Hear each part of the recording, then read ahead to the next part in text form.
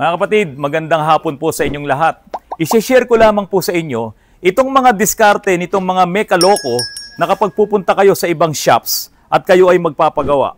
Halimbawa, meron kayong problema sa inyong preno na kapag inaapakan nyo ang pedal ng inyong preno ay kumakabig. Halimbawa, pakanan, kumakabig siya.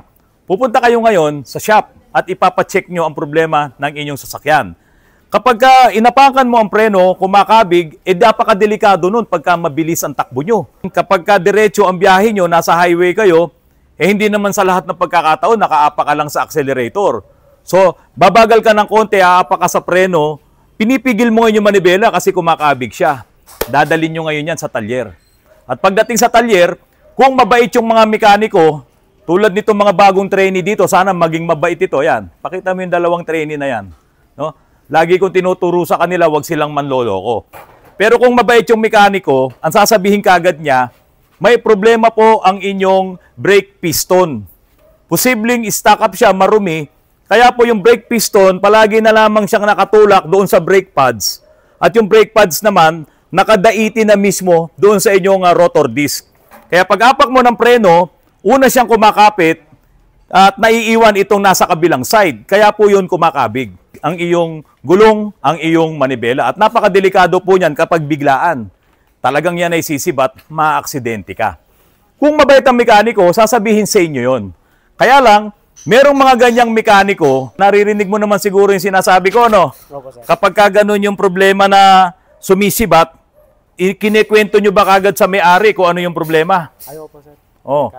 O halimbawa, ako yung may-ari. Ano kagad ang approach mo sa akin kung ano yung gagawin mo? Gaya po kahapon, sir, may niroad test po ako. Nagpa-adjust lang po ng TPS.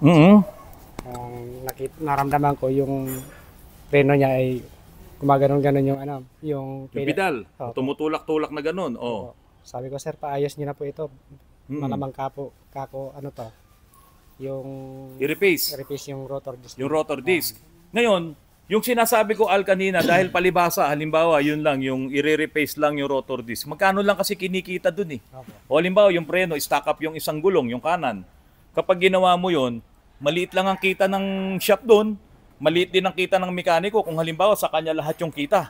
Anong nasa isip ngayon ng mga mekaniko para lumaki ang kita nila?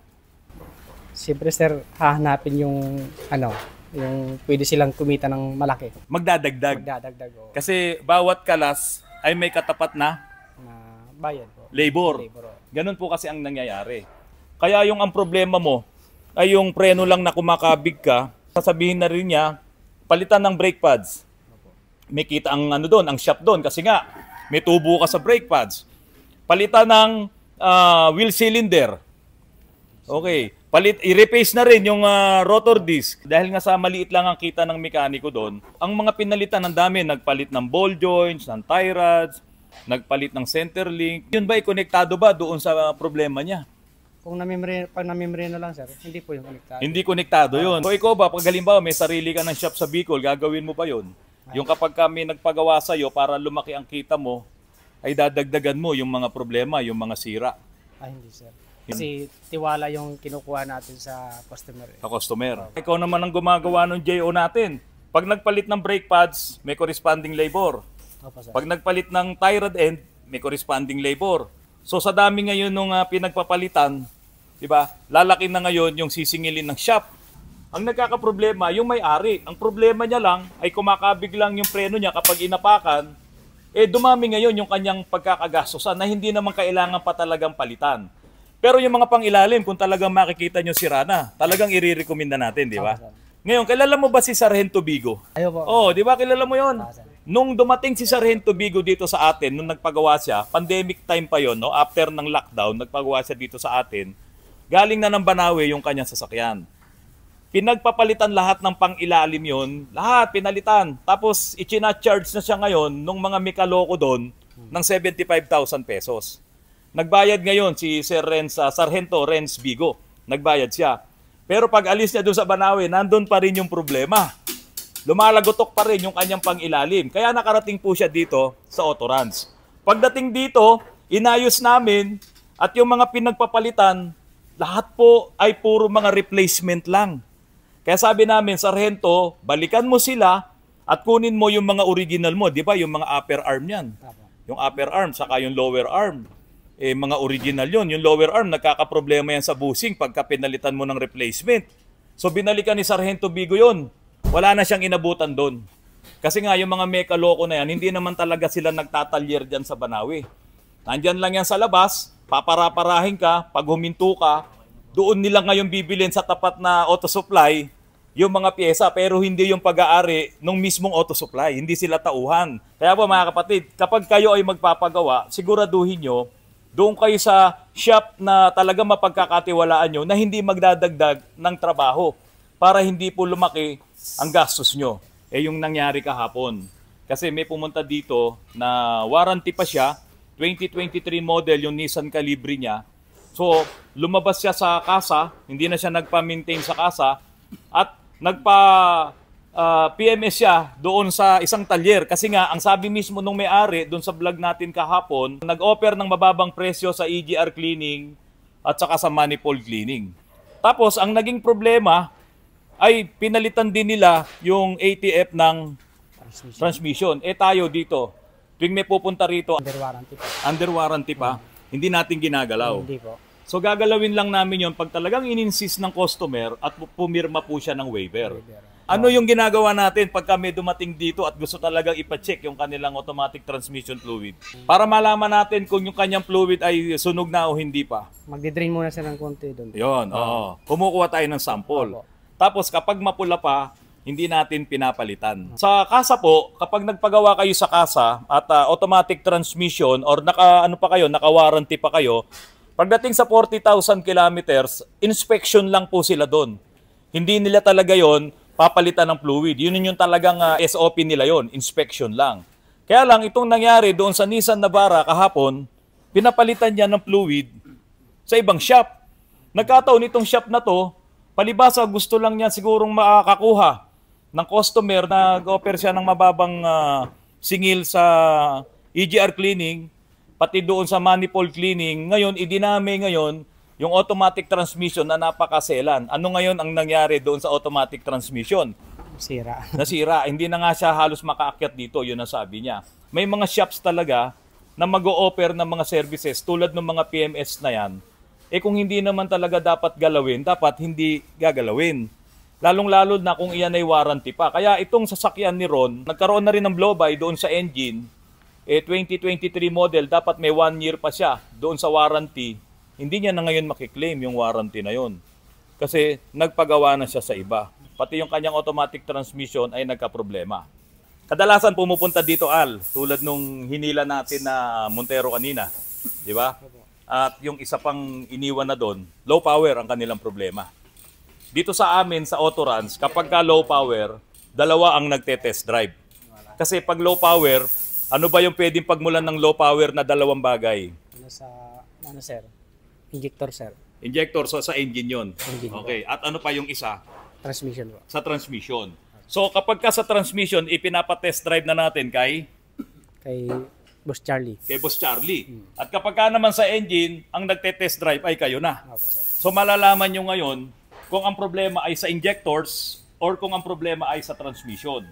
Kaso ang nangyayari sa iba, pagka halimbawa low power, ang gagawin nila kung ang mapagdiskitahan nila ay yung transmission, papalitan kagad nila ng ATF. Di ba? Palit ng ATF, filter.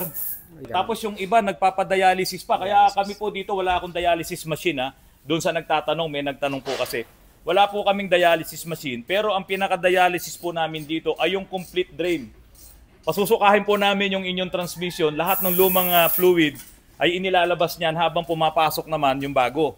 So walang doon, walang bakante.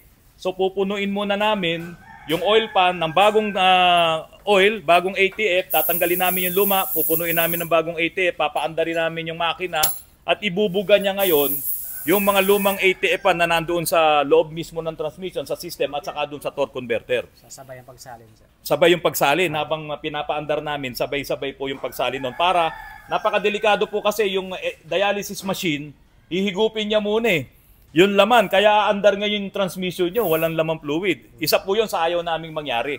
Delikado po yun. Ngayon, halimbawa, eto na Al, ginawa nila yung ganun na pinalitan nila ng fluid, pinalitan nila ng ATF, low power pa rin. Ang nangyayari doon parang ala chamba. Kasi po kung halimbawa po, yun nga, transmission ng may problema, kami dito sa Autorans, hindi na namin yung pinapayagan na magpalit ng ATF. Halimbawa sa Toyota Fortuner, ilan ng ATF niyan, yung mga 2017 model na ginagawa natin. Kapag ka ide-drain mo lang, yung laman lang ng oil pan. Ay, yung laman po. Mga anim yun, sir. Mga anim, di ba? Doon sa anim na yon, magpapalit ka, tapos papalitan mo na rin ng filter, di ba? Para sigurado. Pero kung bago yung filter, hindi kami nagpapalit. Pero kung hindi pa yung napalitan, kung 2017 model yon, 8 years na yon, talagang pinapalitan na rin talaga yung filter. Kaya lang, kung talagang sira na yung transmission, wag mo nang gawin yon. Kasi aabot din ng halos 7,000 ang gagastusin ng may-ari, sira na yung transmission. Due for overhaul na pala. Sayang. Kaya papatong lahat yung problema na yun dun sa may-ari. Tapos matcha-charge pa siya ngayon ng rebuild. Paano, Al, kung ang problema naman ay sa makina? Nag-low power. Ikaw, anong una mong titignan? Sa low power kasi, sir, marami. Ay, unang-una talaga dyan, yung injector. Yung injector. Injector po. Sa low power, ang unang-unang bilin ko, i-check agad ang injectors. Kasi yung iba ganito yung iba marurunong naman talaga. Alam nilang injectors yon, pero papalitan yung map sensor, papalitan yung kung ano-anong sensor, kung ano-ano yung gagalawin muna, ibababa yung manifold, ibababa yung AGR, lilinisin, ang dami na nun. So ang dami nang nakalista sa job order nun, nababayaran nila. Yung pala, ang problema lang ay isang injector. Kasi alam nila yan Alam nung mga magagaling na mekaniko yan na kapag ka talagang may problema ang injector mo. Kaya lang, kung isang injector lang ang problema, kinalas mo lang yon at pinakalibrate mo, kikita ba siya na malaki? Hindi kikita. Kaya ang nangyayari po doon, dumarami yung trabaho, lumalaki yung babayaran ng customer. Ang problema lang pala ay isang injector. O sabihin mo na yung 4 na injectors po na yon, ipapakalibrate mo kay chip o ipapakalibrate nyo kung saan man kayo gustong magpagawa. Sana yun lang ang magiging gastos mo. Di ba? Kuha ka agad yung diferensya, sir. Kasi po, naawa po kami sa mga customers na lumalaki din yung gastos nila. O hindi naman dapat palitan yung mga sensors. Katulad lang nung kaalis lang dito na D-Max niya, ang daming pinalitan sensor, mass airflow sensor, pinalitan yung map sensor, nagpalit din ng injectors. Ang dami niya ng ginastos, 100,000+ na ang ginastos niya. Si Rudy, taga GMA, kaalis lang. Sayang, sana na-interview ko. Pero alam niyo po ba kung anong problema? Nandoon sa computer box, nawawala yung 5-volt supply papunta doon sa crankshaft positioning sensor.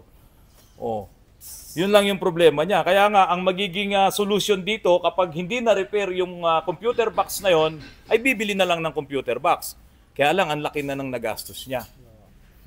Kasi yun naman ay maling diagnosis. Hindi kaagad na pagtuunan ng pansin yung na-read talaga niya dun sa scanner na ang sinasabi sa scanner, crankshaft positioning sensor. Kaso, hindi niya chinek kung ano yung problema. Nawawala pala yung 5-volt supply na nagbibigay ng signal papunta doon sa ECU.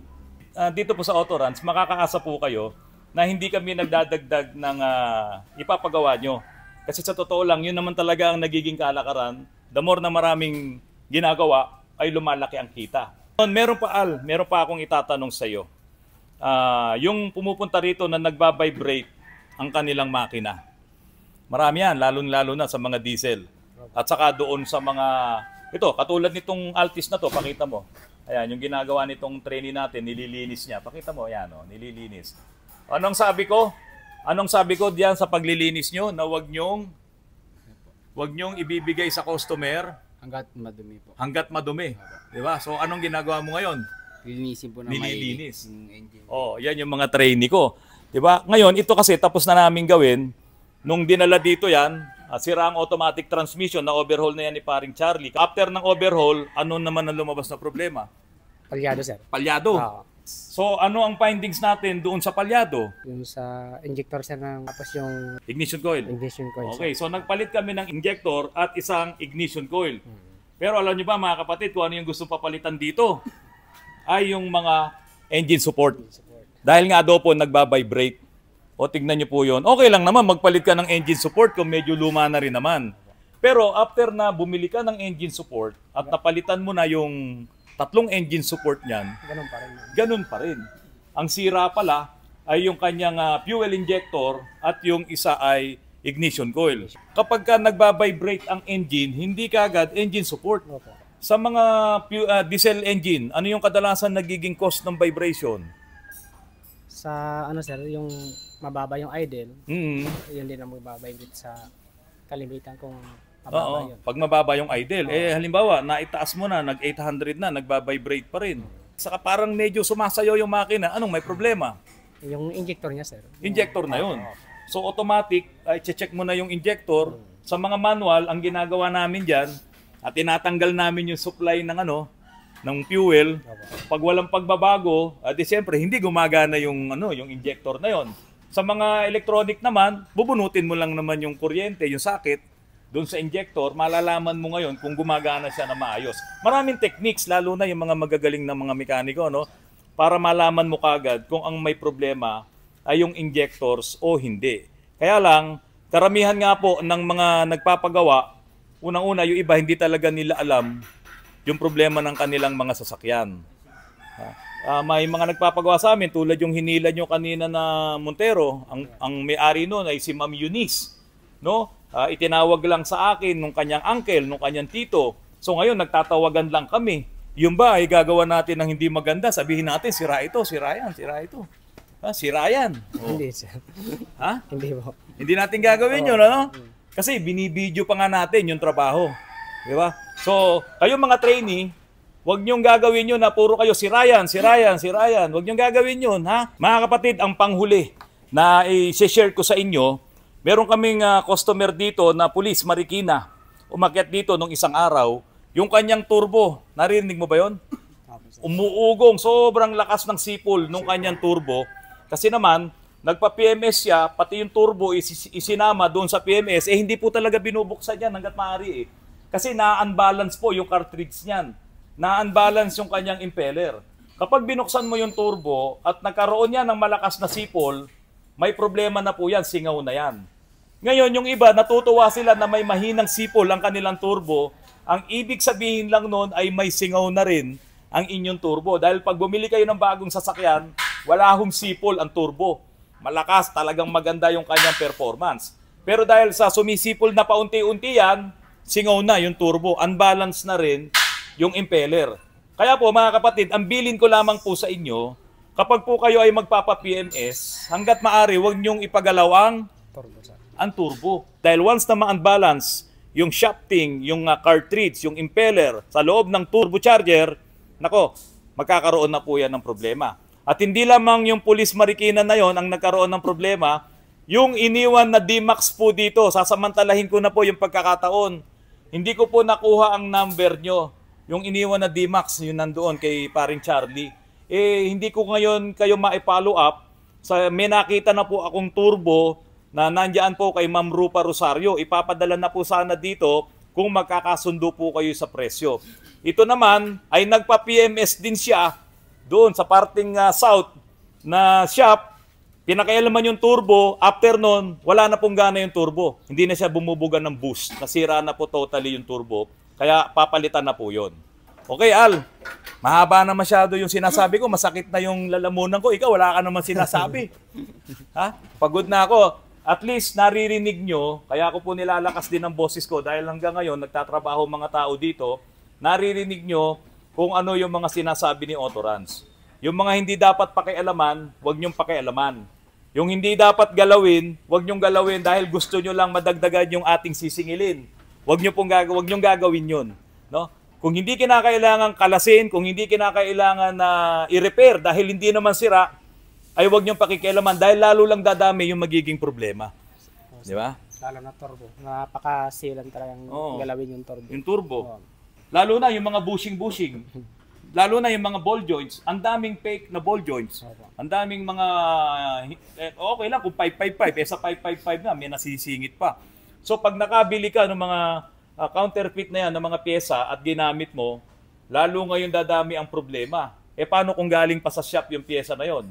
O di magkakaproblema ngayon sa shop. Hindi naman sira yung pyesang pinalitan. Tandaan niyo po mga kapatid, pagka kayo magpapagawa ng inyong sasakyan, magtanong muna kayo sa mga kakilala nyong mekaniko kung ano yung mga dapat ipaayos. Kasi pagka naramdaman nyo na sobrang dami ng gustong palitan ng shop na yon, nagagamit nyo naman ng maayos ang inyong sasakyan, magtaka na po kayo. Mga kapatid, maraming salamat sa patuloy na pagtangkilik nyo po sa aking channel. Sana po paki-like, paki-share, at paki-subscribe po ang aking channel. Binabati ko yung aking electrician, nag-birthday kahapon. Pakita mo nga yan, nasa likod mo.